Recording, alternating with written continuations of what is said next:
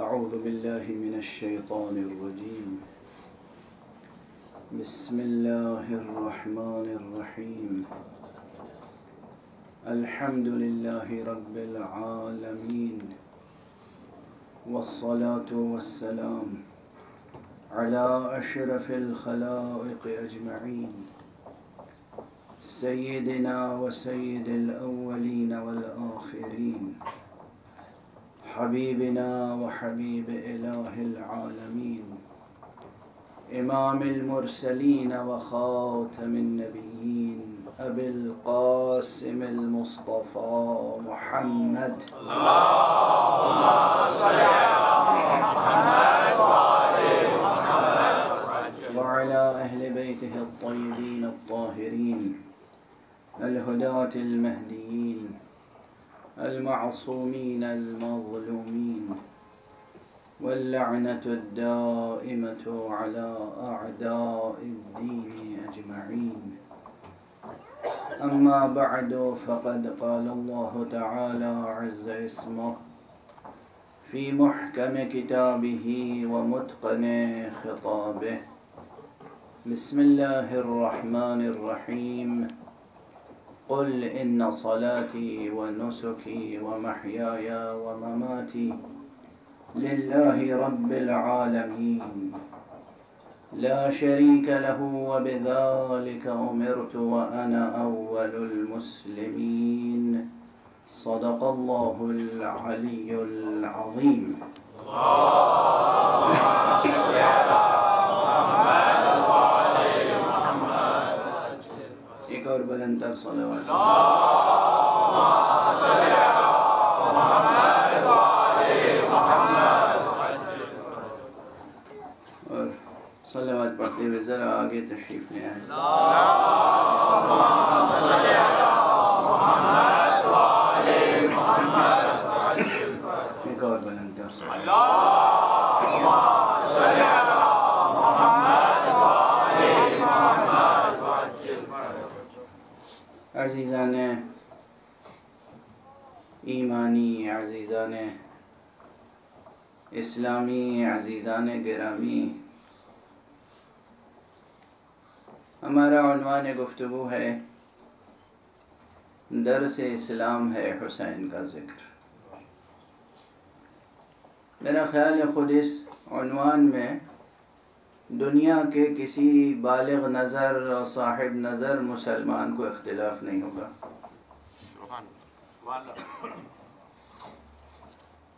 دنیا میں کوئی صاحب نظر اور کوئی بالغ نظر مسلمان ایسا نہیں ہوگا جسے اس اسٹیٹمنٹ سے اختلاف ہو کہ درس اسلام ہے حسین کا ذکر. سرکار سید الشہداء ابو عبداللہ الحسین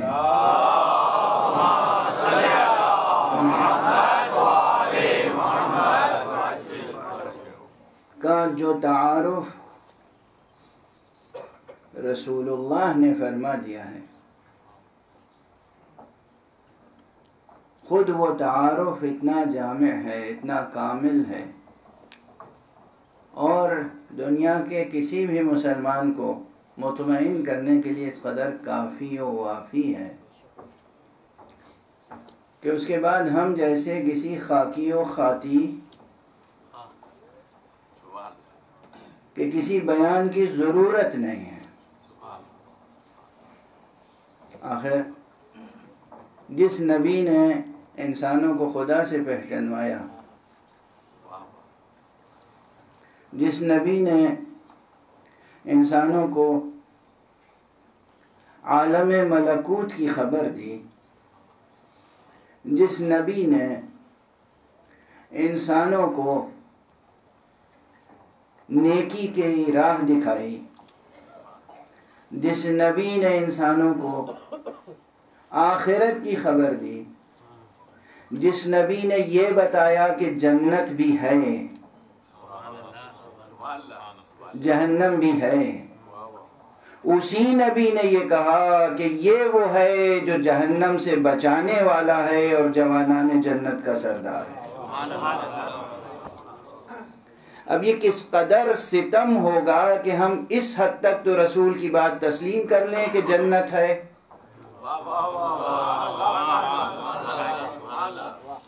اور اس کے بعد یہ تسلیم نہ کریں کہ جوانان جنت کا کوئی سید و سردار بھی ہے۔ یا کس قدر ستم ہوگا، کیسی نادانی ہوگی، کیسی جہالت ہوگی، کیسی سفاہت ہوگی کہ انسان حضور صلی اللہ علیہ وآلہ وسلم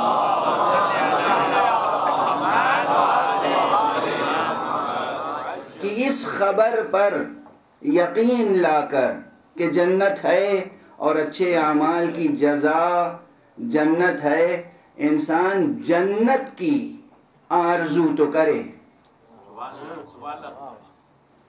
اور جس کو حضور ہی نے کہا ہے کہ یہ سردار جوانان جنت ہے اس کی پیروی نہ کرے۔ یہ کیسی بلعجبی ہے، کیسی نادانی سی نادانی ہے۔ جنت کی آرزو ہے، کس نے خبر دی جنت کی؟ مسلمانوں میں سے کوئی ہے جو کہے میں جا کے دیکھ کے آیا ہوں جنت ہے؟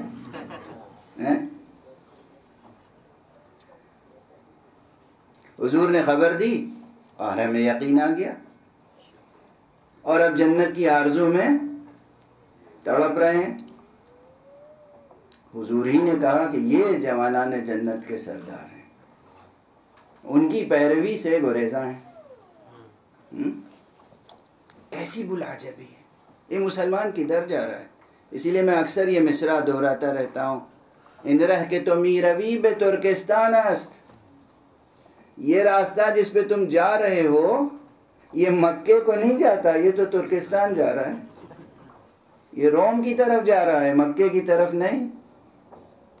اور ہمارے ہاں اگر نبی صادق و مصدق پر ایمان ہے تو ممکن نہیں ہے کہ مسلمان امام حسین کا دامن نہ تھامے، ممکن نہیں ہے۔ اور جو باتیں بھی قرآن کی سمجھ میں نہ آئیں، قرآن کی جو باتیں سمجھ میں نہ آئیں، رسول کی جو باتیں سمجھ میں نہ آئیں، وہ کسی اور سے پوچھیں یا نہ پوچھیں، حسین سے پوچھنا چاہیے۔ اس لیے کہ یہ بھی تو فرمایا ہے کہ حسین منی وَأَنَا مِنْ حُسَيْن، حسین میرا مجھ سے، میں حسین سے ہوں۔ میں حسین سے ہوں کہ کیا معنی ہے؟ کم سے کم یہی باور کر لیں کہ جو باتیں حضور صلی اللہ علیہ وآلہ وسلم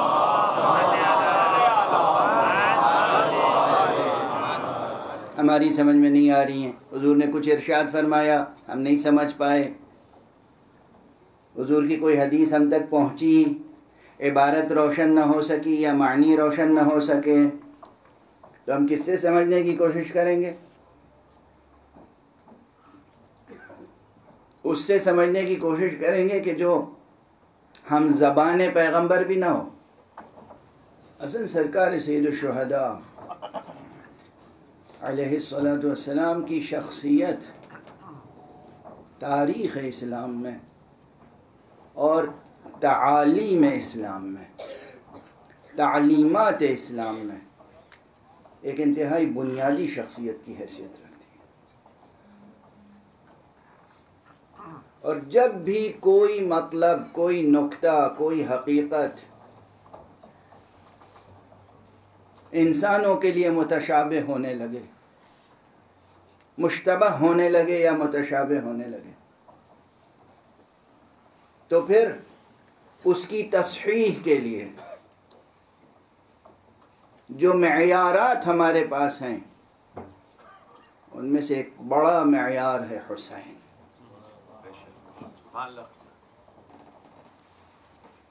حسین اسی طرح معیار ہیں جس طرح حسین کے والد بزرگوار معیار تھے۔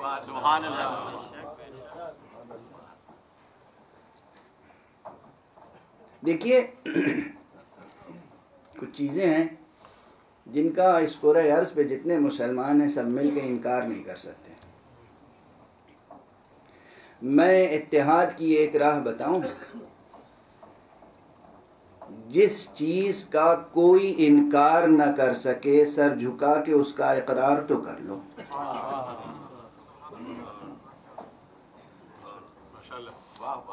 اور جن چیزوں میں اختلاف ہے، آپ تسلیم کرتے ہیں ہم تسلیم نہیں کرتے، ہم تسلیم کرتے ہیں آپ تسلیم نہیں کرتے، ان پہ اصرار نہ کریں. لیکن کچھ چیزیں ایسی ہیں جن پہ اس کرۂ ارض کا کوئی مسلمان انکار نہیں کر سکتا. اگر وہ عناصر اکٹھا کر لیے جائیں تو اس سے بڑی اتحاد کی کوئی راہ نہیں ہو سکتی. اب آپ فہرست بنائیں اور جو ذیلی اور ضمنی موشگافیاں ہیں ان میں نہ پڑیں. یہ ابتدائی بات عرض کر رہا ہوں میں. مثلا میں مثال کے طور پہ عرض کر رہا ہوں، اگرچہ وہ بھی مسئلہ بہت بڑا ہے. اللہ کی وحدانیت، اللہ ہے، بات یہیں سے شروع ہوتی ہے. اور وہ اللہ ایک ہے. اب یہ ایک ہے کی تفسیر میں اختلاف ہے. اللہ اکبر، یہ اندازہ ہے آپ کو؟ اللہ ایک ہے تو کیسا ایک ہے؟ بہت سو میں سے ایک ہے یا تنہا ایک ہے؟ یہ بہت بڑی بحث ہے جسے میں نے بہت آسان کر کے عرض کرنے کی کوشش کی ہے. یعنی اس کی وحدانیت، اس کی وحدت عددی ہے یا وحدت غیر عددی ہے؟ نیومیریکل وننس ہے یا ان نیومیریکل وننس ہے؟ دیکھیے آپ کی آنکھیں کھل گئیں. پہلی ہی منزل ہے نا، اللہ ایک ہے. سب مسلمان کہتے ہیں اللہ ایک ہے. اس کے بعد اختلاف کس پہ ہو جاتا ہے؟ ایک کہتا ہے نیومیریکل وننس، دوسرا کہتا ہے ان نیومیریکل وننس. ایک کہتا ہے وحدت عددی، ایک کہتا ہے وحدت غیر عددی. ایک کہتا ہے وحدت شخصی، ایک کہتا ہے وحدت نوعی. اب بتائیے، توحید پہلا ہی کلمہ، پہلی منزل. تو اختلافات شروع ہو گئے نا. اب اگر کوئی شخص یہ چاہتا ہے کہ وحدت کی راہ اختیار کرے تو اسے اختلافی مسائل کو نہیں چھیڑنا چاہیے. اسے کہنا چاہیے دیکھیے آپ کی تفسیر اپنی جگہ، آپ کی تفسیر اپنی جگہ، آپ کی تفسیر اپنی جگہ. یہ بتائیے ایک لفظ میں آپ اللہ کو ایک مانتے ہیں نا؟ بس آپ بھی ایک مانتے ہیں، آپ بھی ایک مانتے ہیں، آپ بھی ایک مانتے ہیں. بس اس ایک کلمے پر جمع ہو جائیے، متحد ہو جائیے کہ اللہ ایک ہے. اتحاد کی راہ تو یہی ہے. یا نہیں آپ بھی ایک کہتے ہیں، یہ بھی ایک کہتے ہیں، مگر آپ انہیں کافر کہتے ہیں اور یہ انہیں کافر کہتے ہیں. یہ تو اتحاد کی راہ نہ ہوئی. اور ہمارے آپ تو اس لیے میں نے پہلی ہی منزل میں مثال دے دی کہ جن چیزوں پر اتفاق ہے ان میں بھی تفصیل میں جائیں گے تو اختلاف کی گنجائش ہے. اس سے بڑی مثال نہیں ہو سکتی، اس سے زیادہ سامنے کی مثال نہیں ہو سکتی کہ حتیٰ کہ اس قضیے میں کہ خدا ایک ہے کتنے اختلافات ہیں. وحدت، وحدانیت، واحدیت، احدیت، صمدیت، فردیت، کس طرح تعبیر کریں اس کی یکتائی کی؟ بہتر یہ ہے کہ ہم اپنی تفسیریں اپنے سینوں میں رکھیں اور اس کلمے پہ متحد ہو جائیں جو حق سبحانہ و تعالی نے ہمیں عطا کیا ہے، جو محمد مصطفیٰ صلی اللہ علیہ وآلہ وسلم.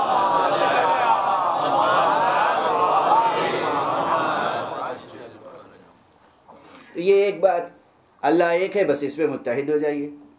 ایک کی تفسیر اپنے جیب سے نہ کیجیے، اپنے پاس سے اس کی تفسیر نہ کیجیے. بس اللہ ایک ہے، احد ہے، صمد ہے. اس کے بعد نبوت کا ایک سلسلہ ہے. اور ازرو قرآن آخری نبی کون ہے؟ محمد مصطفیٰ صلی اللہ علیہ وسلم۔ اب ان کے بعد نبوت نہیں ہے، نبوت ختم ہو گئی، سلسلہ نزول وحی تشریعی ختم، اس پہ متحد ہو جائیے۔ اس کے بعد اللہ اور رسول کو مان لینے کے بعد اب مسئلہ یہ ہے کہ رسول کو کس حیثیت سے مانا ہے اور اللہ کو کس حیثیت سے مانا ہے۔ اگر اللہ اور رسول کو واقعاً دل سے مانا ہے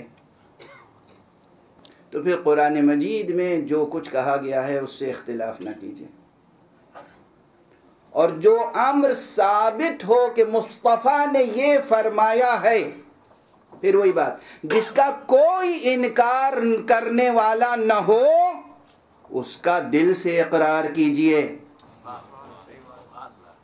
مشکل کیا ہے؟ مثلا حدیث کے باب میں سیرت مصطفیٰ صلی اللہ علیہ وآلہ وسلم،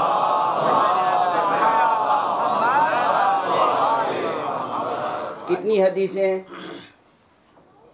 کوئی مسئلہ کی بات نہیں، کتنی حدیثیں ہیں؟ حدیثوں کے مجموعے الا ماشاء اللہ۔ ان حدیثوں میں کتنی حدیثیں ہیں کہ جو موضوعہ یا مجعولہ ہیں، یعنی خود علماء گواہی دیتے ہیں کہ یہ حدیثیں گڑھی گئیں، حضور صلی اللہ علیہ وآلہ وسلم نے فرمایا نہیں تھا۔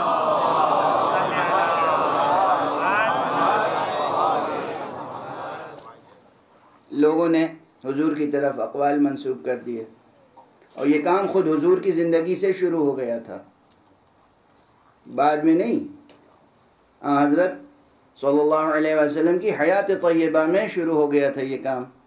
چنانچہ یہ حدیث بھی موجود ہے کہ حضور نے فرمایا کہ من کذب علی متعمدا فلیتبوأ مقعدہ من النار، جو میری طرف کوئی جھوٹی بات منسوب کرے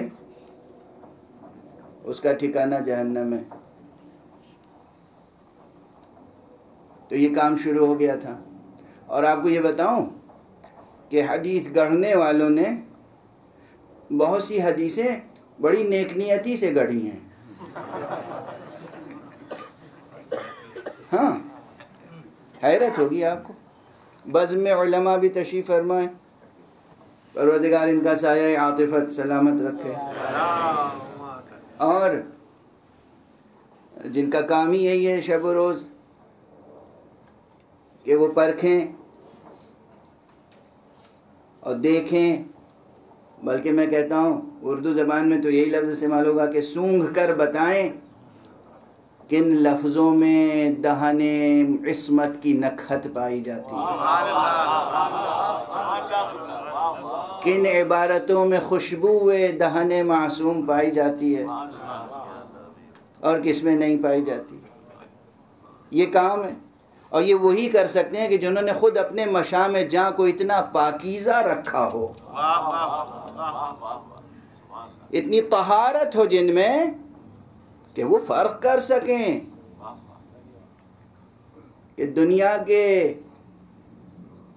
بے رنگ اور پھیکے پھولوں کی مہک کیسی ہوتی ہے اور جنت کے گلابوں کی خوشبو کیسی ہوتی ہے۔ تو علماء کا یہ کام ہے۔ بہرحال تو حدیث کا ایک ذخیرہ ہے، اور چونکہ جملہ آ گیا تھا تو میں وضاحت کر دوں کہ بہت سے لوگوں نے نیک نیتی سے گڑھی ہیں حدیثیں، روایتیں۔ وہ کیا؟ مثلا کوئی صوفی بزرگوار تھے یا متصوف، اور انہوں نے خوب واعظ ارشاد فرمایا، اور ان کی خواہش یہ تھی کہ لوگ آخر قرآن پڑھیں۔ اب انہوں نے کہا دیکھو رسول اللہ نے فرمایا کہ یہ سورہ پڑھو گے تو اس کا اتنا ثواب ہے۔ وہاں ایک محدث بیٹھا تھا، اس نے بعد میں پوچھا صوفی صاحب یہ بتائیے یہ حدیث کہاں ہے؟ کہیں بھی نہیں ہے۔ تو پھر آپ نے کیوں فرمایا؟ کہا اس لیے کہ ان میں شوق تو پیدا ہو، قرآن تو پڑھیں۔ دیکھیے مثال ہے نا، ہدف بھی اچھا ہے کہ قرآن پڑھوانا چاہتے ہیں، نیت بھی اچھی ہے، مگر یہ جملہ یاد رکھیے گا، اچھے ہدف تک کبھی غلط راہوں سے نہیں پہنچا جا سکتا۔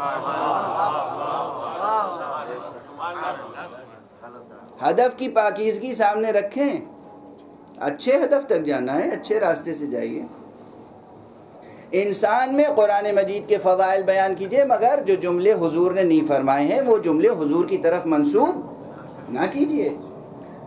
اسی طرح بہت سی اور مثالیں دی جا سکتی ہیں جو میں اب اس سے حذر کروں گا کہ حدیث کا سرمایہ ہے اور اس میں بہت سی حدیثیں جھوٹی ہیں، بہت سی حدیثیں ایسی ہیں کہ جن کے بارے میں ہم نہیں کہہ سکتے کہ جھوٹی ہیں، مگر یہ کہ سلسلہ سند ضعیف ہے، کمزور ہے، تو اسے یقین سے نہیں کہہ سکتے کہ ہاں حضور نے یہ فرمایا تھا یا نہیں فرمایا تھا۔ کچھ حدیثیں صحیح ہیں، یعنی سند صحیح ہے، اور فرما رہے ہیں آپ، لیکن یہ جو سند صحیح ہے ایک ہی یا دو نقل کرنے والے ہیں، اس سے زیادہ نہیں ہیں، تو یہاں بھی شبہ باقی رہ جاتا ہے کہ دراصل پیغمبر نے واقعاً کیا لفظیں استعمال کی ہوں گی۔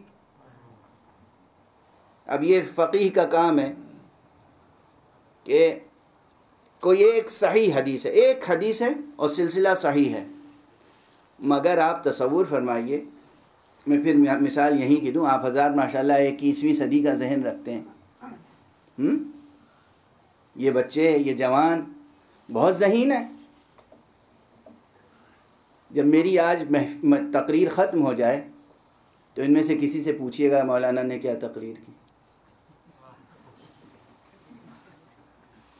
کیا کہا، بیسک پوائنٹ کیا تھا، کہا کیا تھا، اصل لفظیں کیا تھیں، دو چیزیں الگ الگ، ٹاپک کیا تھا۔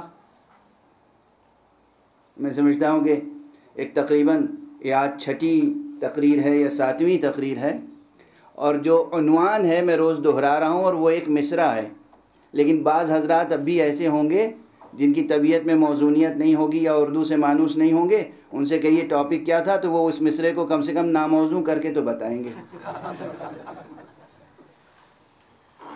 وزن سے خارج کر دیں گے۔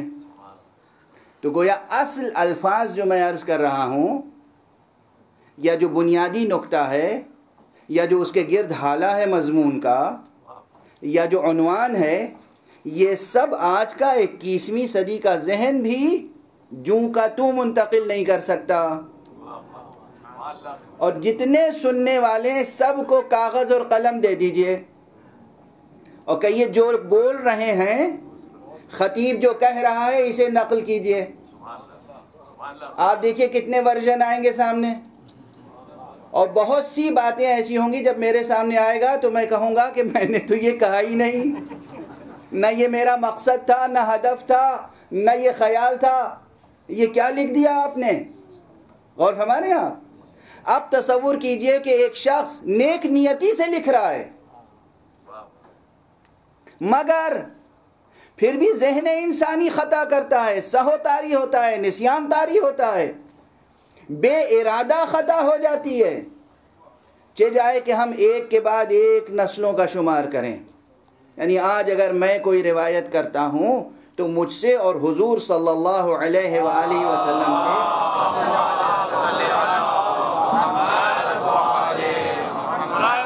محمد و آل محمد بلند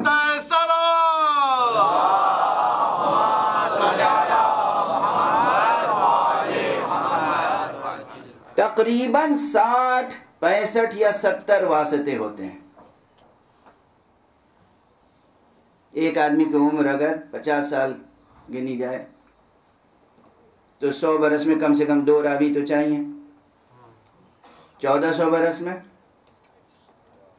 28 چاہیے، تو 50 برس اگر تسلیم کر لیں، لیکن عام طور پر یہ معیار تو ہے نہیں کہ واقعاً 50 برس کا ہر راوی مل جائے۔ تقریباً حضور صلی اللہ علیہ وسلم سے آج تک کہیں 50، کہیں 55، کہیں 60، کہیں 65، کہیں 70 کڑیاں ہیں. بہت عالی سند ہوگی اگر کہیں 40-42 واسطوں کے بعد حضور تک حدیث کا سلسلہ پہنچ جائے.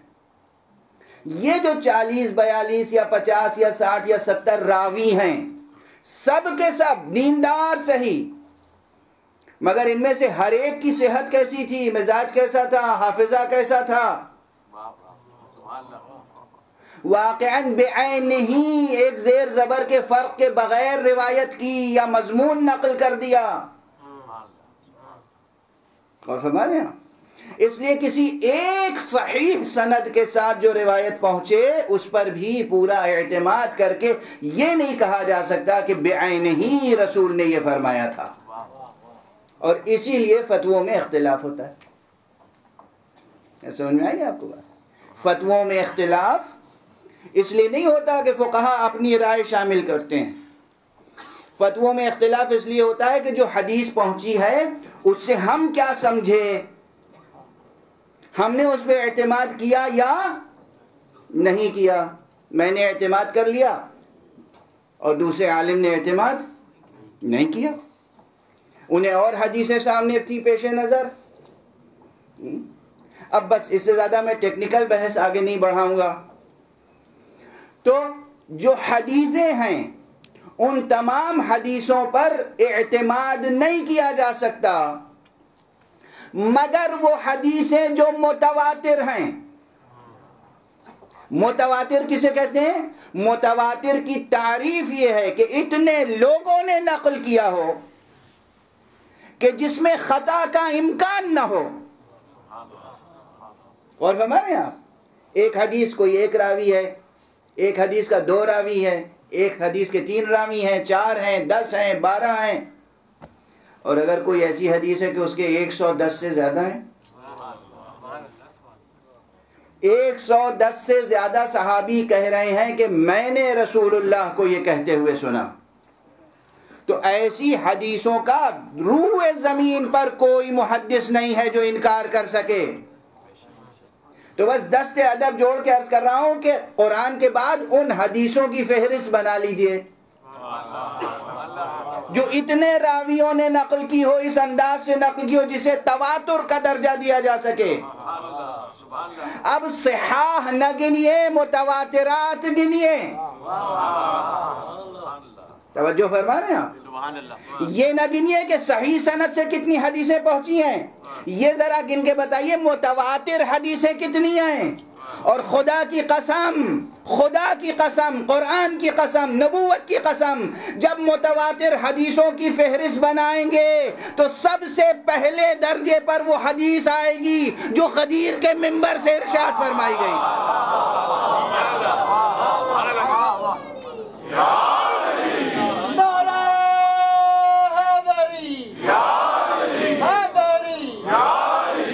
چیلنج ہے میرا، کوئی مجھے غلط ٹھہرا دے میں اپنی اصلاح کر لوں گا. حضور نے میں نے کل کیا کہا تھا، کل کیا عرض کیا تھا؟ اس منبر کو، اس نسبت کو یاد رکھیے، منبر سے رشتہ مضبوط کیجئے اور منبر کے احترام کو بھی برقرار رکھیے. منبر کی آبرو کو برقرار رکھیے. منبر ایسوں کے حوالے نہ کیجئے جن کے لیے کسی شاعر نے کہا ہے، میں مجبور ہوں دہرانے پہ یہ 2 چھوٹے چھوٹے مصرے. جناب ساحر فیض آبادی ان کا یہ کلام ہے اور چھپا ہوا ہے. فرما گئے ہیں کہ منبروں پر ہیں پیشور ذاکر، منبروں پر ہیں پیشور ذاکر. اب پہلے بھی تشریح کر چکا ہوں لیکن پھر کر دوں تب دوسرا مصرع پڑھوں. منبر کہتے کسے ہیں؟ یہ بات میں منبر سے کئی بار عرض کر چکا ہوں، لیکن ممکن ہے کہ پھر اس مجمع میں کوئی ایسا ہو جو نہ جانتا ہو کہ منبر کسے کہتے ہیں اور یہ کس زبان کا لفظ ہے، چونکہ بات لندن میں ہو رہی ہے اور یہاں زیادہ تر وہ ممبر لفظ ذہن میں ہوگا جو انگریزی کا ہے نا؟ کسی سوسائٹی کا ممبر، پارلیمنٹ کا ممبر، اسمبلی کا ممبر، تو وہ ممبر انگریزی لفظ ہے، اور وہ جب اردو میں لکھا جائے گا تو میم بے رے لکھا جائے گا، MEM ہے نا، تو میم بے رے، یہ انگریزی کا ممبر ہے۔ یہ ممبر یہ عربی کا ممبر ہے، اس کا روٹ ورڈ ہے نبرا، نون بے رے، اور اس سے جو اسم اعلیٰ بنتا ہے وہ ہے ممبر، میم نون بے رے۔ ممبر کے معنی ہے وہ وسیلہ جو انسان کو بلند کرے، وہ ذریعہ، وہ وسیلہ جو انسان کو بلند کرے۔ نبرا کے معنی ہوتے ہیں بلند ہوا، ممبر یعنی وہ وسیلہ جس کے ذریعے سے انسان بلند ہو، یعنی لفظ ممبر میں، اسم ممبر میں بلندی کے معنی پوشیدہ ہیں۔ اب دوسرا مصرع آپ کو زیادہ قابل غور معلوم ہوگا کہ ممبروں پر ہیں پیشور ذاکر، کس بلندی پر کیسی پستی ہے۔ بہرحال توجہ مرکوز رہے، تو گزارش یہ کر رہا ہوں کہ اگر مسلمان متحد ہونا چاہے، اگر مسلمان ایک دوسرے کے ساتھ مل کر توحید کی راہ طے کرنا چاہے، تو اس کا طریقہ صرف یہ ہے کہ ہم ان چیزوں پر متحد اور متفق ہو جائیں جن میں کوئی اختلاف کرنے والا نہیں ہے۔ کیسا قضیہ ہے؟ سادہ سا قضیہ ہے، یعنی آلریڈی کوئی اختلاف کرنے والا نہیں ہے، تو اس پر متفق ہونا کون سی بڑی بات ہے؟ یہ تو تحصیل حاصل ہے ایک لحاظ سے جو کہہ رہا ہوں میں۔ کوئی کہہ سکتا ہے آپ کہہ کیا رہے ہیں؟ ایک طرف آپ کہہ رہے ہیں کوئی اختلاف کرنے والا نہیں ہے، پھر کہہ رہے ہیں متفق ہو جائیے، اس کے کیا معنی ہوتے ہیں؟ ہاں یہی تو المیہ ہے ہمارا، یہی المیہ ہے۔ ہمارے پاس ایسی چیزیں ہیں جن میں اختلاف کی گنجائش نہیں ہے، اور پھر بھی ہم مختلف فیہ بنا دیتے ہیں اسے۔ تو قرآن مجید اس میں کوئی اختلاف نہیں، توحید حق صمدی اس میں کوئی اختلاف نہیں، نبوت مصطفی اس میں کوئی اختلاف نہیں ہے۔ اس کے بعد وہ پیغام جو پیغام غدیر ہے، اس میں کوئی اختلاف ہے ہی نہیں مسلمانوں کے درمیان۔ آپ کسی محدث کا نام لے لیجئے، بڑے سے بڑے، امام بخاری سے لے کر اور ان کے اساتذہ سے لے کر اور اس وقت کے ائمہ حدیث علامہ البانی اور دوسرے تمام محدثین و محققین، کوئی ایسا نہیں ہے جو یہ کہے کہ نہیں غدیر کا واقعہ نہیں ہوا تھا اور غدیر میں حضور نے یہ نہیں فرمایا تھا، یعنی لفظوں میں اختلاف نہیں ہے۔ لفظیں کیا تھیں؟ لفظیں یہی تھیں کہ من کنت مولا فہذا علی المولا، جس کا میں مولا ہوں اس کے یہ علی مولا ہیں۔ یہاں سے یہ سلسلہ ولایت کا شروع ہوا۔ اب دنیا کا کوئی بھی فرد ہو لیکن اس ولایت کا انکار ممکن نہیں ہے اس کے لیے۔ اب جو ولایت میں بحثیں ہوتی ہیں اسے اسی طرح قیاس کیجئے۔ اللہ کی وحدانیت میں ایک کہنے کے بعد بحثیں شروع ہو گئیں، واضح ہے؟ اللہ ایک ہے، ایک نے کہا ہاں ایک تو ہے مگر وہ وحدت عددی ہے، دوسرے نے کہا جی ہاں واحد ہے لیکن وہ وحدت غیر عددی ہے، تیسرے نے کہا وہ واحد ہے مگر وحدت نوعی ہے، چوتھے نے کہا وہ واحد ہے مگر وحدت شخصی ہے۔ کتنی وحدت کی قسمیں بنا لیں۔ جیسے وہاں وحدت کی تفسیریں الگ الگ ہیں پھر بھی وحدت پر متحد ہیں، ویسے ہی ولایت کی تفسیریں الگ ہو سکتی ہیں مگر ولایت پر متحد ہونا ہوگا۔ صلوات پڑھیں محمد۔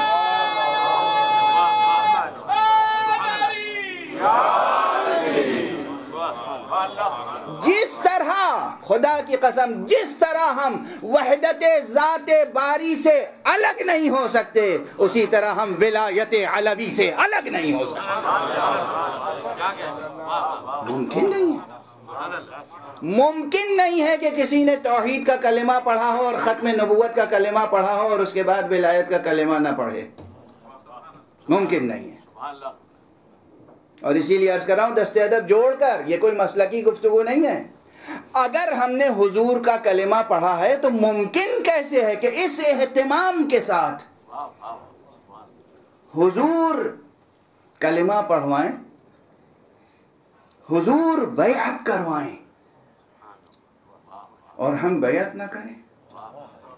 یہ ممکن کیسے ہے؟ حضور کی بیعت کس نے کروائی؟ اللہ نے، اللہ نے کروائی ہے حضور کی بیعت تو، اور اللہ کے حکم سے میدان غدیر میں امیر المومنین علی ابن ابی طالب علیہ السلام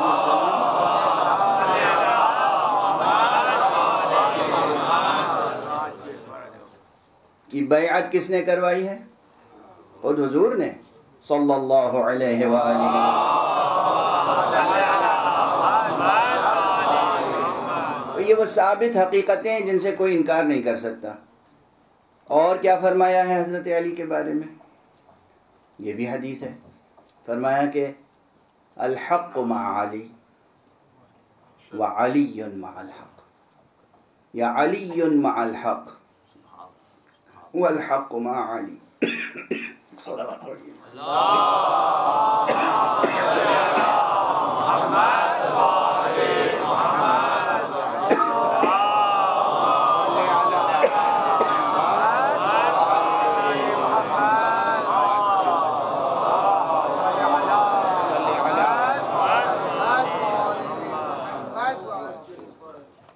علی حق کے ساتھ ہے، حق علی کے ساتھ۔ کس کا ارشاد ہے؟ حضور کا ارشاد ہے۔ اور یہ روایت بھی وہ نہیں ہے جسے کسی ایک راوی نے نقل کیا، ایک سے زیادہ راویوں نے نقل کیا ہے، اور جب ایک سے زیادہ راویوں نے نقل کیا ہے تو پھر اس پہ اعتبار کرنا ہوگا۔ یہ سب سبق ہی تو ہے، اس پہ اعتبار کرنا ہوگا۔ اور اعتبار کرنے کے کیا معنی ہے؟ مطلق فرمایا ہے آپ نے، حضور نے کیا کہا؟ علی حق کے ساتھ ہیں اور حق علی کے ساتھ، اور بس یہی نہیں کہا، اس کے بعد آپ نے ہاتھوں کو بلند کیا اور فرمایا اللہم ادر الحق حیث ما دار علی، اے پروردگار حق کو ادھر موڑ دے جدھر علی مڑ جائے۔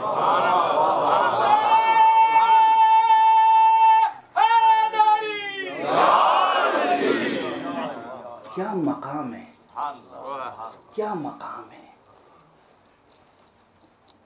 یعنی یہ بات میں مکرر عرض کر چکا ہوں، دوسرے خطبہ بھی عرض کرتے ہیں، لیکن غور کا مقام ہے۔ کلام کس کا ہے اور کیا کہا ہے؟ عموماً کوئی اپنے کسی عزیز و قریب کے لیے دعا کرتا ہے تو کیا کرتا ہے؟ پر ہم سب معمور ہیں، ہم سب دعا کرتے ہیں مصلی پر، میں کرتا ہوں، آپ بھی کرتے ہوں گے، پروردگار میرے بھائی کو، میری اولاد کو، میرے کنبے کو ہمیشہ حق پر گامزن رکھنا، اے پروردگار انہیں ہمیشہ اہل توحید رکھنا، پروردگار انہیں دامن ختم نبوت سے ہمیشہ وابستہ رہیں، پروردگار تیرے دین پر رہے، خاتمہ بالخیر ہو، انجام بخیر ہو۔ ہیں؟ حضور یہ نہیں کہہ رہے پروردگار علی کو ہمیشہ ادھر رکھنا جدھر حق ہو۔ سبحان اللہ، غور فرما رہے ہیں؟ حضور کے جملے ہیں، یہ نہیں کہہ رہے اے اللہ یہ اعلان تو کر دیا میں نے کہ علی حق کے ساتھ ہے اور حق علی کے ساتھ، پروردگار یہ تو اس وقت تک کی بات ہے، آئندہ زندگی میں میرے اللہ علی کو ہمیشہ حق پر رکھنا، یہ نہیں کہہ رہے ہیں۔ حق کے لیے دعا کر رہے ہیں، پروردگار حق کو ہمیشہ علی کے رقش قدم پر گامزن رکھنا۔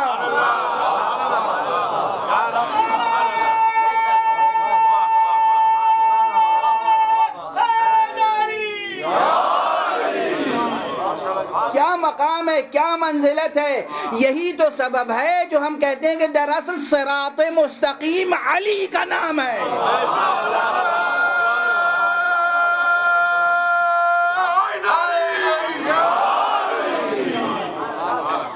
علی ہے صراط، دل بولا علی مولا علی مولا میلے دل بولا علی مولا علی مولا حیداری.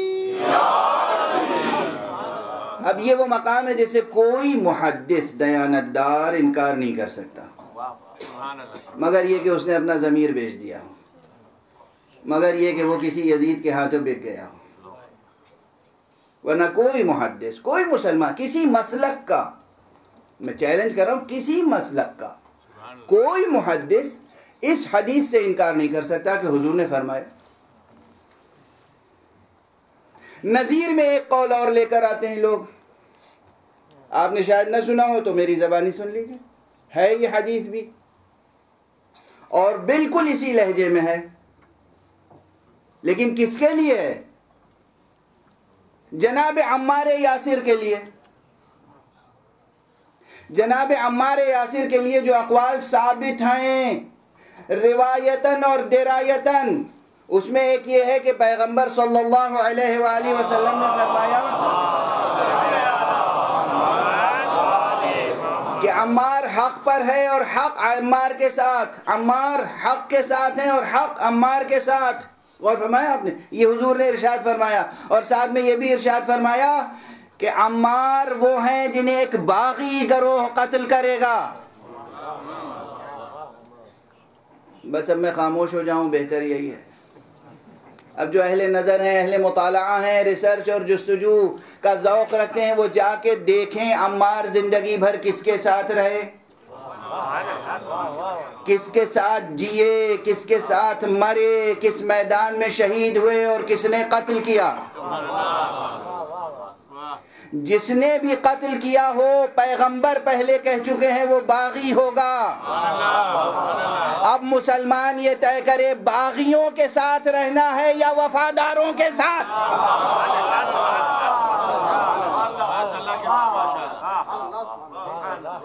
کس کے ساتھ رہنا ہے؟ مجھے آپ کو کس کے ساتھ رہنا ہے؟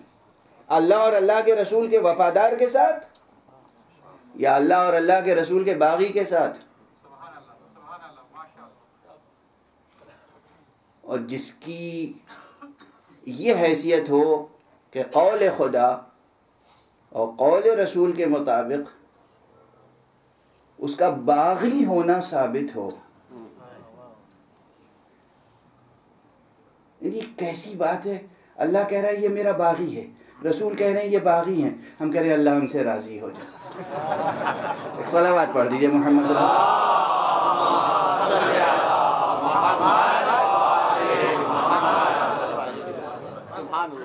ایک اور بلند صلوات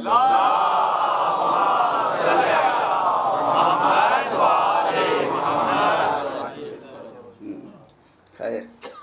اب یہ بحثیں ظاہر ہے کسی کے لیے ممکن ہے کہ قابل غور ہو، لیکن یہ مسائل ہیں، یہ مسائل اگر ہمیں وحدت کی راہ اور اتحاد کی راہ طے کرنی، اور اگر ہمیں اسلام کا درس حاصل کرنا ہے، اسلام کو پڑھنا ہے، سبق اسلام، تو ہمیں وہ معیارات سامنے رکھنے ہوں گے، وہ اسٹینڈرڈز سامنے رکھنے ہوں گے کہ جہاں کہیں ہم بھولیں یا بھٹکیں، ہم جا کر وہاں تصدیق کرنے کے حق کیا ہے، باطل کیا ہے. آخر زمانہ گزر رہا ہے، جہاں کہیں کسی تفسیر میں اختلاف ہو، کسی تعویل میں اختلاف ہو، کسی حکم میں اختلاف ہو، کسی مطلب میں اختلاف ہو، وہاں ہمارے پاس ایسا معیار ہونا چاہیے، ایسا اسٹینڈرڈ ہونا چاہیے کہ ہم وہاں پر جا کر طے کر لیں کہ سچ کیا ہے اور جھوٹ کیا ہے، صحیح کیا ہے اور غلط کیا ہے، حقیقت کیا ہے اور حقیقت کے برخلاف کیا بات ہے. ان معیارات میں یا قرآن ہے یا حضور کی متواتر حدیثیں، اور متواتر حدیثوں کی روشنی میں یا علی ابن ابی طالب ہیں، اور یا اس کے بعد حسنین علیہم الصلاۃ والسلام.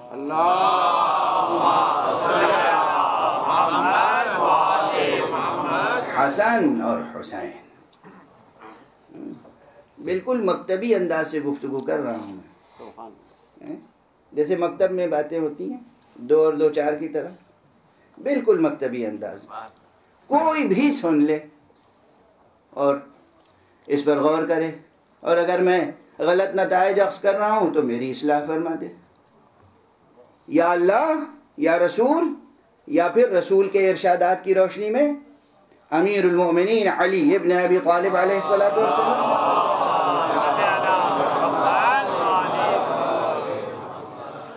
یا امام حسن اور امام حسین جن کے لیے رسول اللہ نے کوئی، یہ بھی وہ حدیث ہے، اس کو رہ عرض پر خدا کی قسم، اس کو رہ عرض پر کوئی دیانت دار، سچا، ذمہ دار، باضمیر محدث ایسا نہیں ہے جو اس حدیث کی تصدیق نہ کرے کہ حضور نے فرمایا الحسن والحسین سیدا شباب اہل الجنہ، حسن اور حسین جوانان جنت کے سید و سردار۔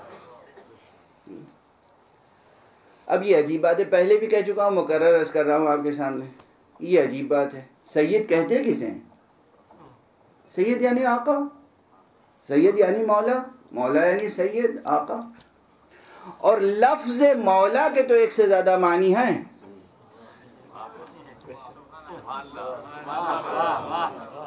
لفظ سید کے اس لحاظ سے ایک سے زیادہ معنی نہیں ہے، بھئی لفظ مولا بہت عجیب و غریب ہے، مولا آقا کو بھی کہتے ہیں عربی میں، مولا غلام کو بھی کہتے ہیں۔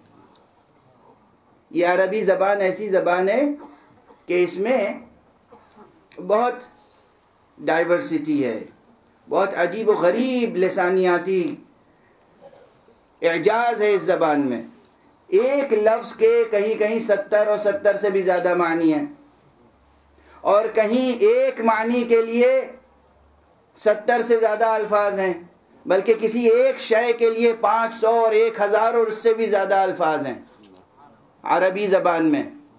اور بعض الفاظ ایسے ہیں جنہیں افداد میں شمار کیا جاتا ہے، افداد یعنی بالکل برعکس، یعنی ایک ہی لفظ ہے، اس کے معنی سفیدی بھی ہیں سیاہی بھی، لفظ ایک ہے اس کے معنی سفیدی بھی ہیں اور سیاہی بھی، یہ ضد ہے، ایک دوسرے کی ضد ہے، ازداد میں شمار ہوتے ہیں۔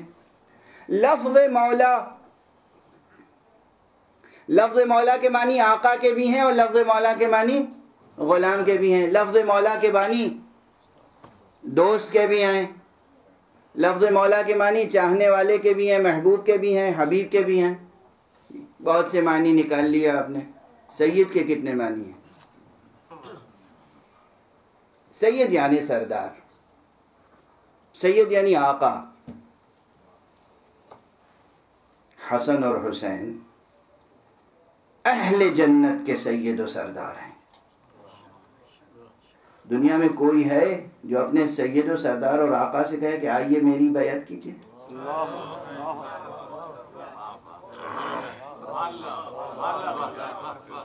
غور فرمائے ہیں؟ یہ سید کہا کس نے؟ یہ سید کس نے کہا ہے؟ کسی انجمن نے بیٹھ کے سید بنا دیا، ایک انجمن نے بیٹھ کے سید بنا دیا، ایسا تو نہیں ہوا نا؟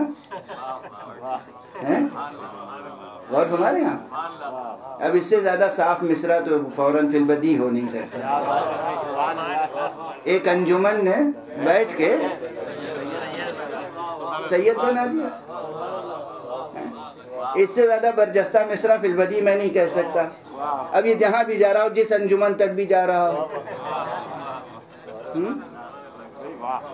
تو ایسا نہیں ہے کہ ایک انجمن نے بیٹھ کے سید بنا دیا، جو سید کائنات ہے، جسے اللہ نے سید کائنات بنایا ہے، جسے اللہ نے امام المرسلین بنایا ہے، جسے اللہ نے خاتم النبیین بنایا ہے، اس نبی نے اعلان کیا کہ یہ جنت کے سردار ہیں۔ ہر مسلمان جنت کا متمنی ہے، تو یہ خیال رکھے کہ کچھ آداب بھی ہوتے ہیں، سبحان اللہ، کچھ آداب بھی ہوتے ہیں۔ آپ جنت میں جانا چاہتے ہیں اور جنت کے سردار سے کہتے ہیں آئیے میری بیعت کیجیے،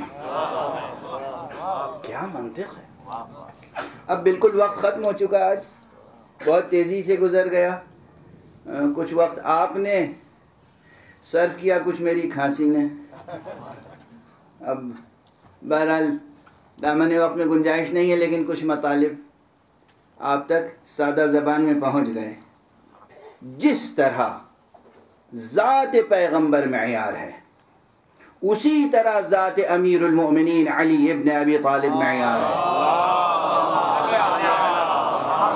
اور اسی طرح ذات گرامی سید الشہداء ابو عبداللہ الحسین معیار ہے.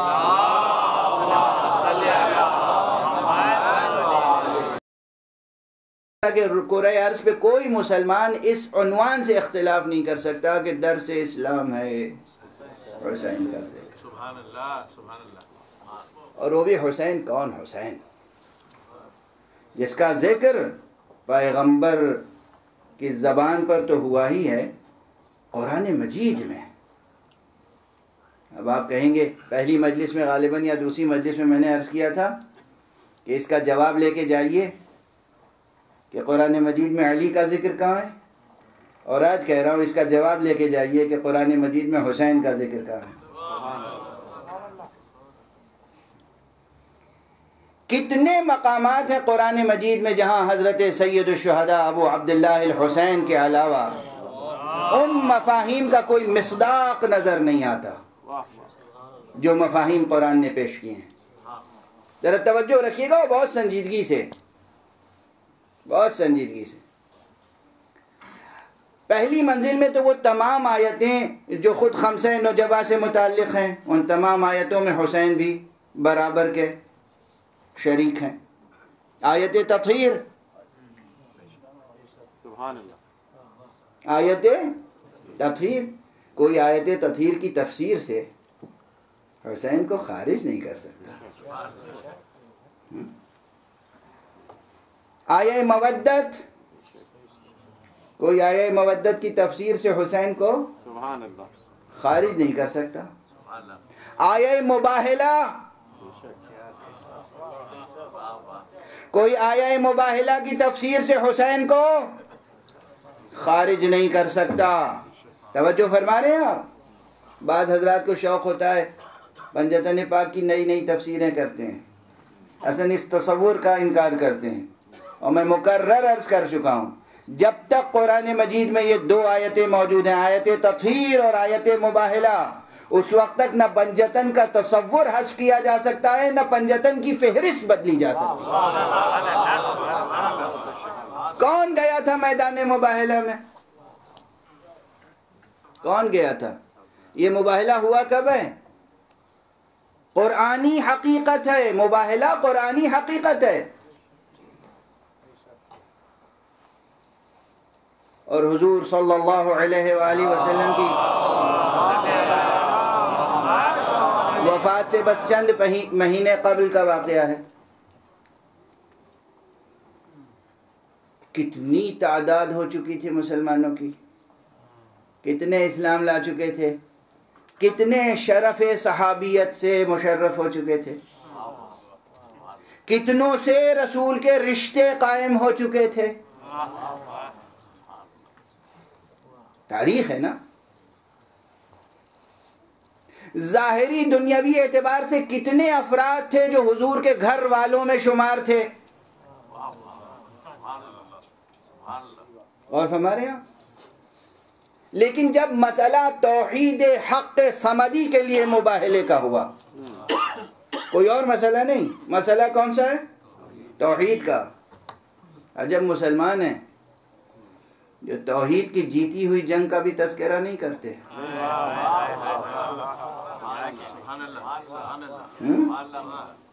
توحید کی جیتی ہوئی جنگ، توحید اور تثلیث کی جنگ تھی نا، وحدانیت اور شرک کی جنگ تھی نا، اسلام اور کفر کی جنگ تھی نا. اس جنگ میں کتنے گئے میدان میں؟ یہ واحد جنگ ہے جس میں صرف 5 گئے. خود رسول اللہ صلی اللہ علیہ وآلہ وسلم.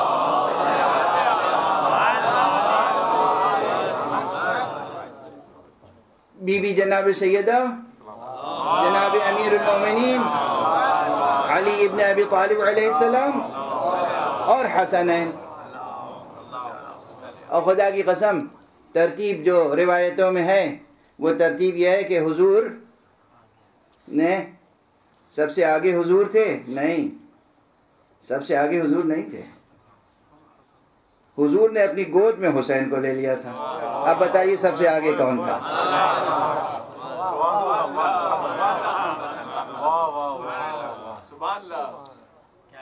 حضور نے اپنی گود میں حسین کو لیا تھا، تو حضور تھے تو سب سے آگے، مگر حسین کو حضور نے اپنے سے آگے کر دیا تھا.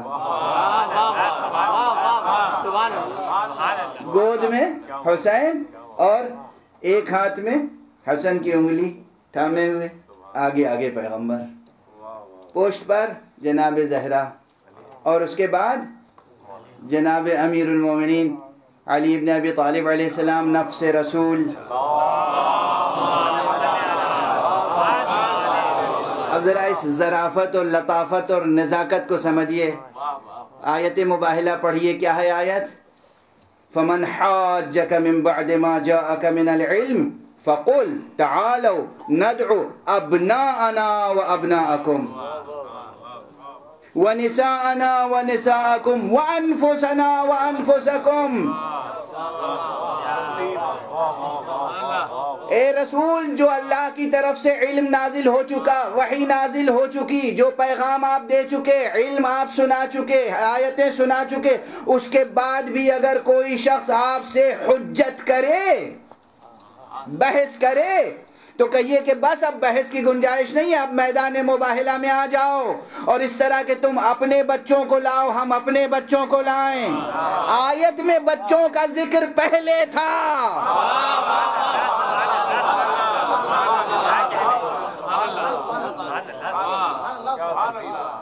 پیروی ایسے ہوتی ہے، وحی کی پیروی ہو تو ایسے ہو. ترتیب بدل بھی جاتی تو فی الجملہ امتثال امر ہو جاتا. اگر حضور ہوتے، بچے ساتھ میں ہوتے، بیوی ہوتی اور جناب امیر ہوتے، ترتیب یہ نہ ہوتی، تب بھی امتثال امر ہو جاتا. یا عموماً ہر جنگ میں علم اور پرچم رسالت کا کس کے ہاتھ میں رہا؟ حضرت علی علیہ السلام کے ہاتھ میں. تو اگر پروٹوکول کے طور پر بھی علی آگے آگے ہوتے، تم اپنے رب کے حکم کو انجام دیتا ہے تو اس طرح انجام دیتا ہے کہ لفظ بلفظ اگر آیت میں بچوں کا ذکر پہلے ہے تو بچے آگے رہیں گے. ابناءنا و ابناءکم ونساءنا ونساءکم، اور ہم اپنی عورتوں کو لائیں اور تم اپنی عورتوں کو لاؤ. تو دوسری منزل میں بی بی سیدہ سلام اللہ علیہا ہیں.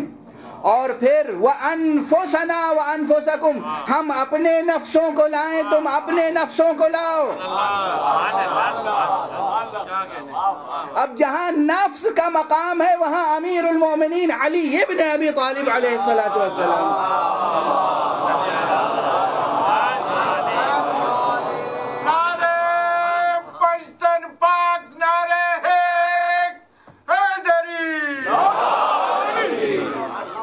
بس اب آپ غور فرما لیجئے، جب تک قرآن مجید میں آیت مباہلہ موجود ہے حسین کا ذکر زندہ رہے گا. جب تک قرآن مجید میں آیت تطہیر موجود ہے حسین کا ذکر موجود رہے گا. جب تک قرآن مجید میں آیت مودت موجود ہے حسین کا ذکر موجود رہے گا. جب تک قرآن مجید میں سورہ دہر موجود ہے، سورہ دہر ممکن ہے کہ سورہ دہر کی تفسیر ہو جائے اور حسین کا ذکر نہ ہو. اور ہمارے یہاں اب یاد رکھیے گا ذکر حسین قرآن میں کہاں کہاں ہے. یہ صرف فہرست وار گنا رہا ہوں، ایک فہرست بتا رہا ہوں. ہر آیت اور ہر سورے کے ضمن میں بیان تو بہت تفصیلی چاہیے. اس کے بعد سورہ مبارکہ فجر سے متعلق بسم اللہ الرحمن الرحیم والفجر وليال عشر والشفع والوتر واللیل اذا یسر هل فی ذلک قسم لذی حجر. یہ پورا سورہ سورہ فجر سورہ حسین ابن علی ہے بشہادت صادق آل محمد امام جعفر صادق علیہ السلام.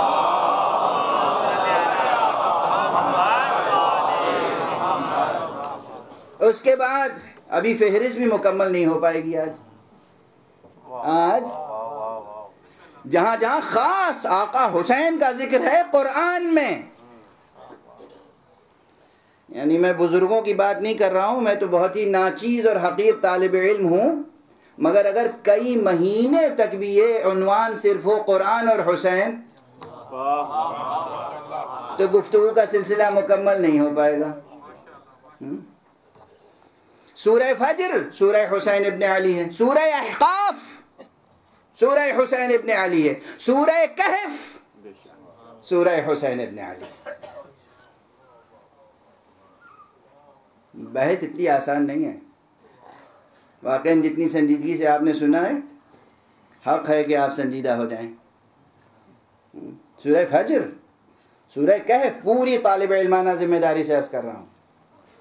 سورہ کہف از اول اپنی بسم اللہ اور پہلی آیت سے لے کر اور آخری آیت تک سورہ کہف پڑھیے.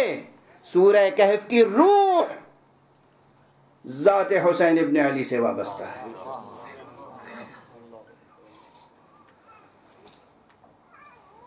وقت تو بالکل تمام ہو چکا، مگر اگر آپ ایک درود پڑھ کر سہارا دیں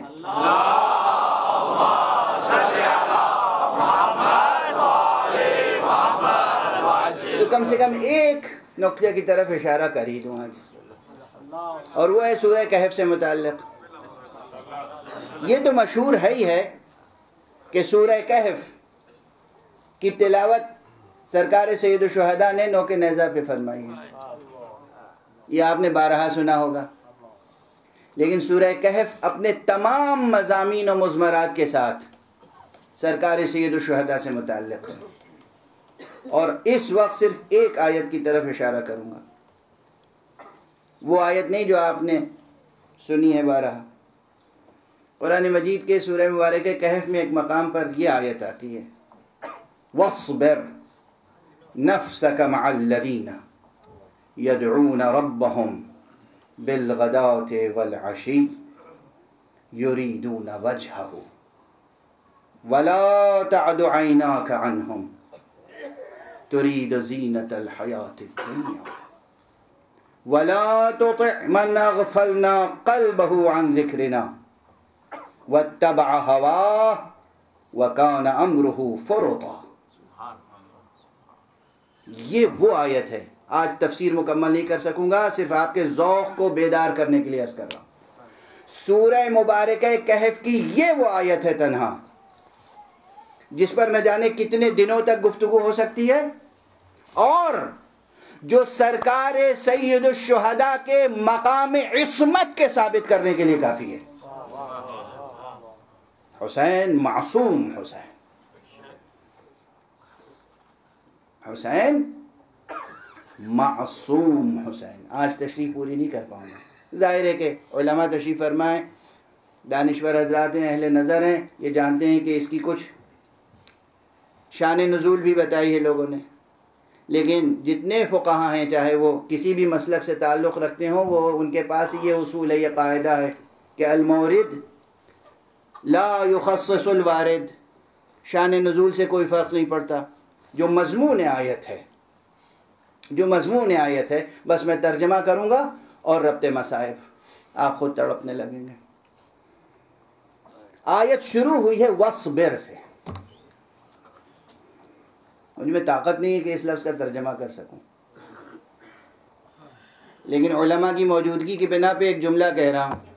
ہمارا علم فقہ بہت ترقی کر چکا ہے مگر ابھی بھی ناقص ہے، اور سب سے بڑا ثبوت یہ ہے کہ آیات احکام کے ضمن میں اس آیت کا ذکر ہی نہیں ہوتا، جبکہ اس آیت میں ایک صیغہ امر کا ہے، دو صیغے نہیں کے ہیں.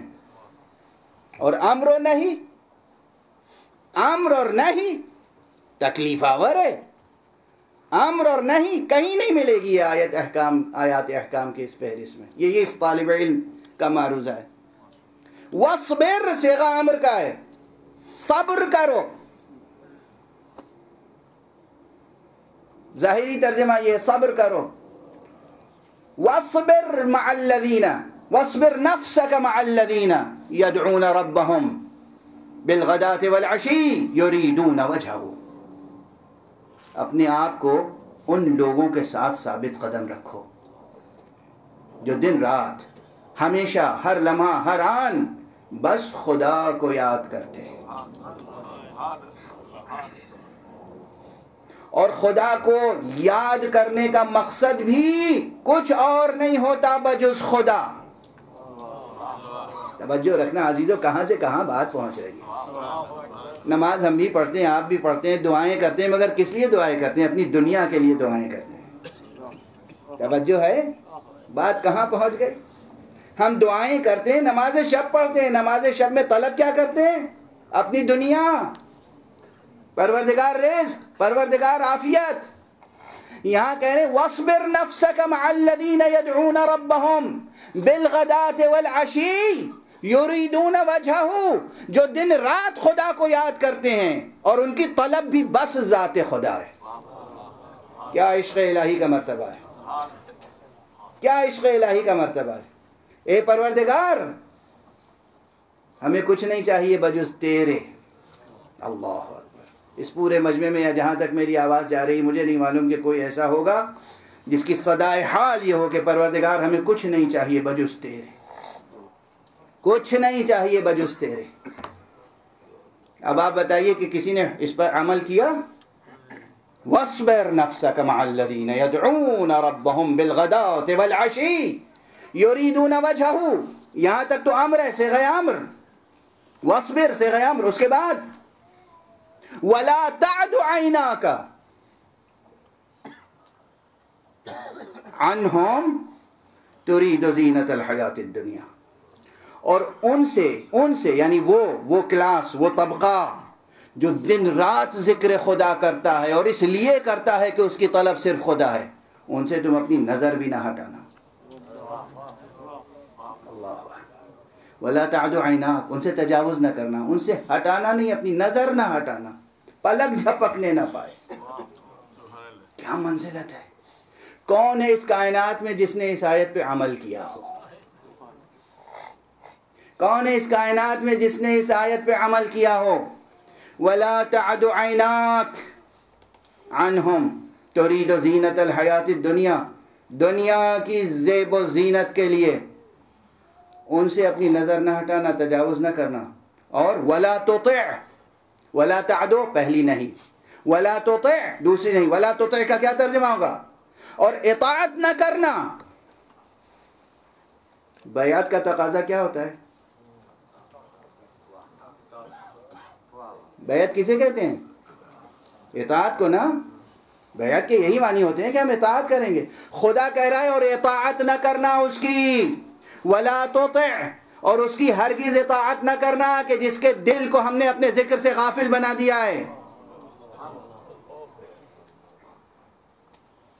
اور جو اپنے امور میں حد سے تجاوز کرنے والا ہے، وَاتَّبَعَ هَوَاهُ، اور جس نے اپنے خواہشات نفس کی پیروی کی ہے، اور اس کے معاملات وَكَانَ أَمْرُهُ فُرُطًا، اور اس کے معاملات حد سے تجاوز کر چکے ہیں. جو حد سے تجاوز کر چکا ہو، جو اپنے نفس کا بندہ بن چکا ہو، جس کے دل میں یاد خدا باقی نہ ہو، اس کی اطاعت نہ کرنا.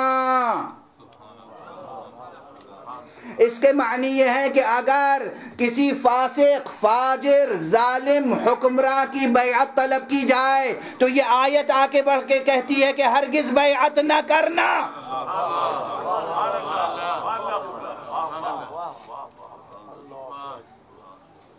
اب بتائیے، آقا نے اسی آیت پہ تو عمل کیا تھا.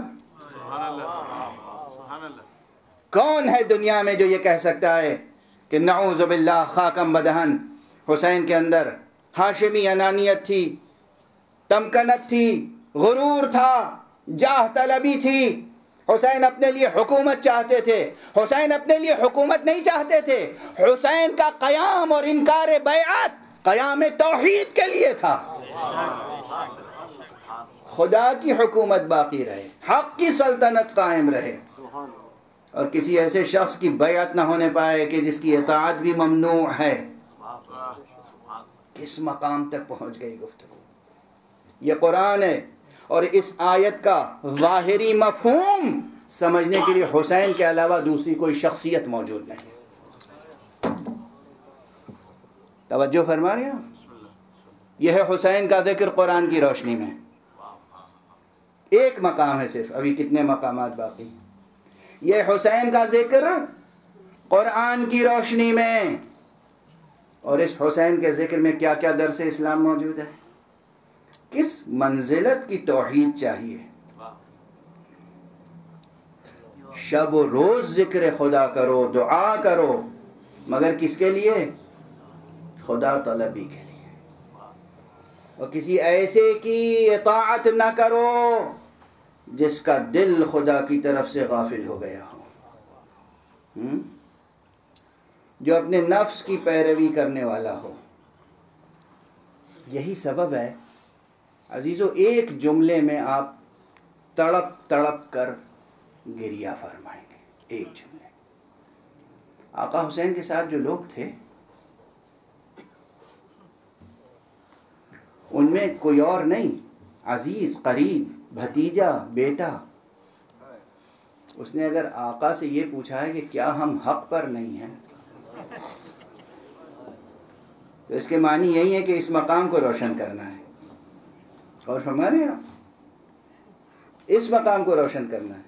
شب عاشور امام نے سب کو اجازت دی، مشہور ہے، چراغ گل کر دیا، کہا دیکھو یہ قوم صرف میرے خون کی پیاسی ہے،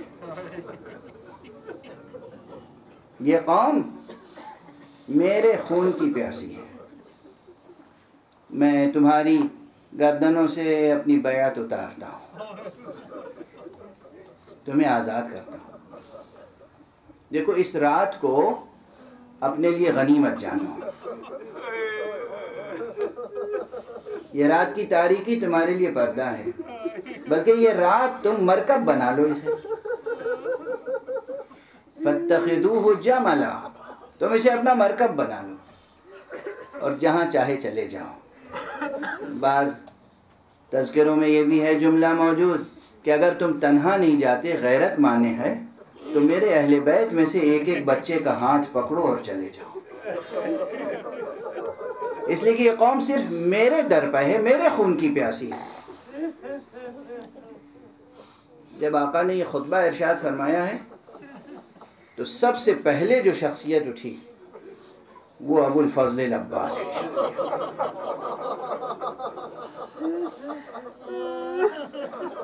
ایک خطبہ ارشاد فرمایا، اس وقت میں اس خطبے کو نہیں دہراؤں گا، انشاءاللہ پرسوں کی مجلس میں، 8 محرم کی مجلس میں آقا کا تذکرہ ہوگا۔ اہل بیت میں سے، بنو ہاشم میں سے جناب عباس اٹھے، اور اس کے بعد اصحاب میں حبیب ابن مظاہر اٹھے،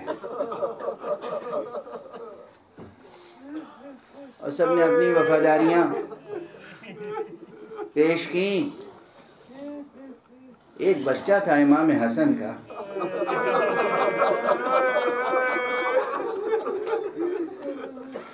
جس کی عمر 12 سے 13 سال کے درمیان تھی۔ روایتوں میں ہے بالاتفاق کہ ابھی یہ بچہ بالغ نہیں ہوا تھا، لم یبلغ الحلم، ابھی بالغ نہیں ہوا تھا یہ بچہ۔ یہ سب متفق علیہ ہے، اتفاق ہے اس میں سب کا۔ اور بچہ حسین اتنا تھا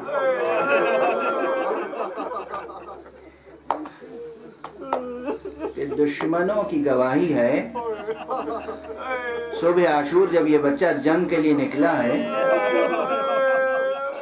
تو دشمن نے کہا ہے کہ ہمیں ایسا لگ رہا تھا جیسے چاند کا کوئی ٹکڑا سامنے آیا۔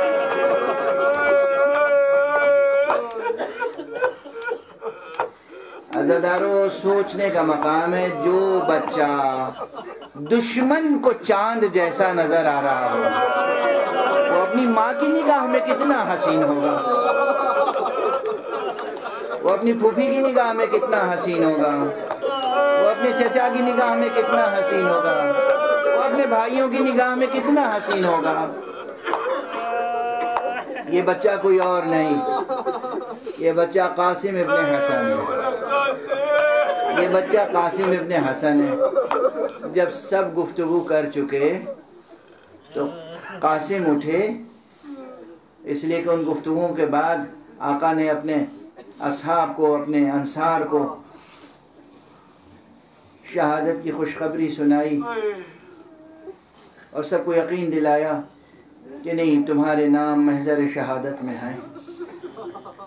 تو آپ ذرا دیکھیے گا شہادت کا شوق۔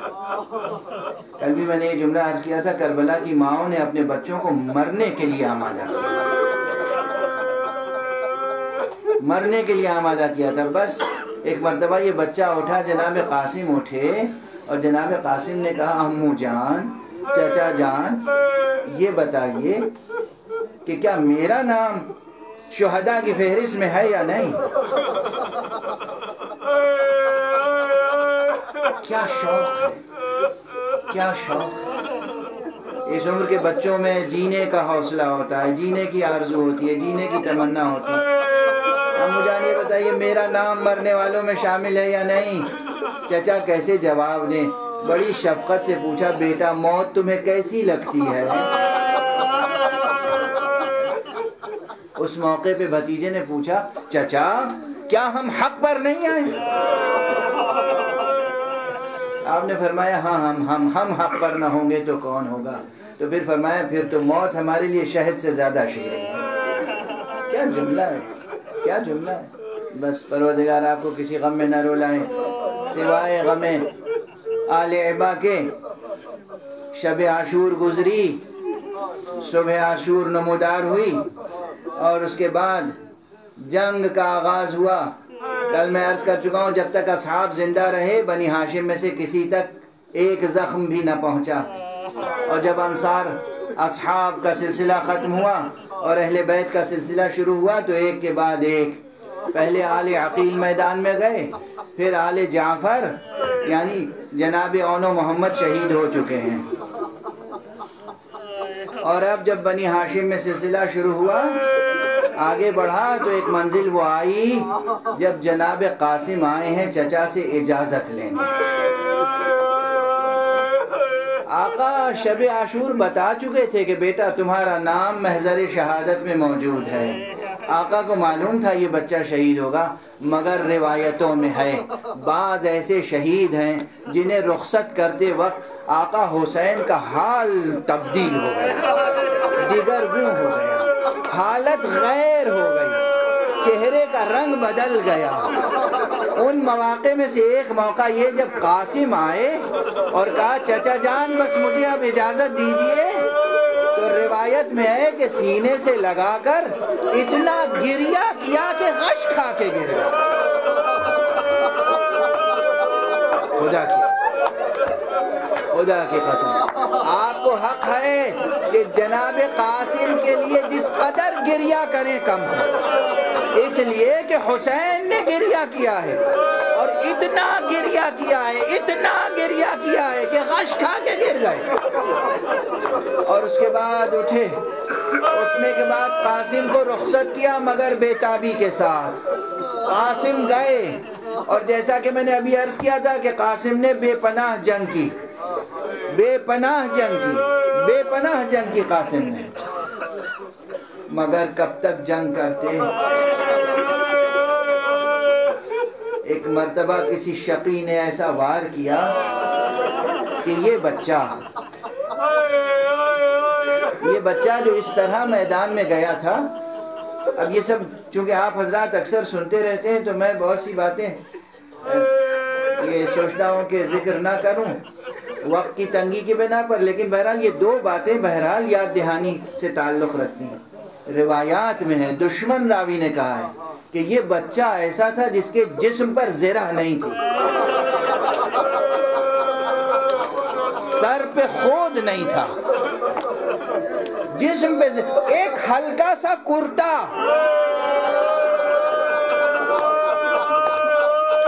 بچے کی نعلین میں ایک نعلین کا تسمہ ٹوٹا ہوا تھا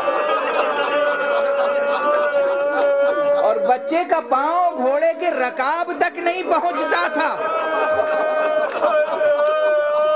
یہ بچہ کتنی دیر جنگ کرتا؟ اس بچے نے جنگ کی بے پناہ جنگ.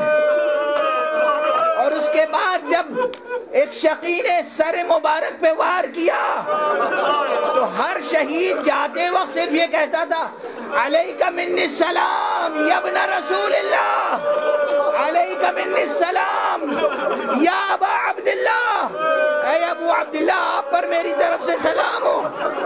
مگر یہ بچہ تھا نا آخر، اس کی زبان سے نکل گیا چچا میری مدد کو آئے.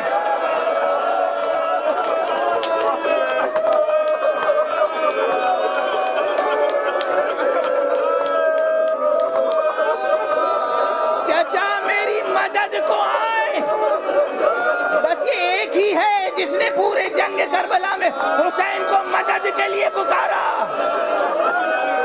روایت میں حسین سرعت کے ساتھ، تیزی کے ساتھ میدان میں پہنچے اور جب حسین نے دیکھا اپنی آنکھوں سے کہ ایک شقی ہے جو قاسم کا سر قلم کرنا چاہتا ہے، تڑپ گئے، تلوار اٹھائی، اس شقی پہ وار کیا. وہ شقی جناب قاسم سے دور ہوا مگر اس کو بچانے کے لیے دشمن فوجیں آ گئیں. اور اب جو فوجوں میں ہلچل ہوئی، ادھر کے سوار ادھر، ادھر کے سوار ادھر، قاسم زندہ پامال ہو گئے. اور بس اب اس سے زیادہ طاقت نہیں ہے.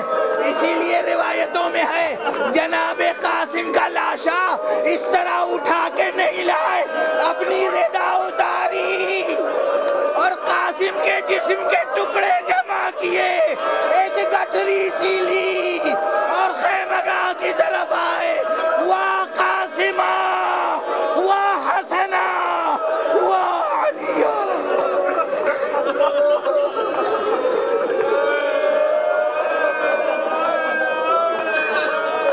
ماتم حسین.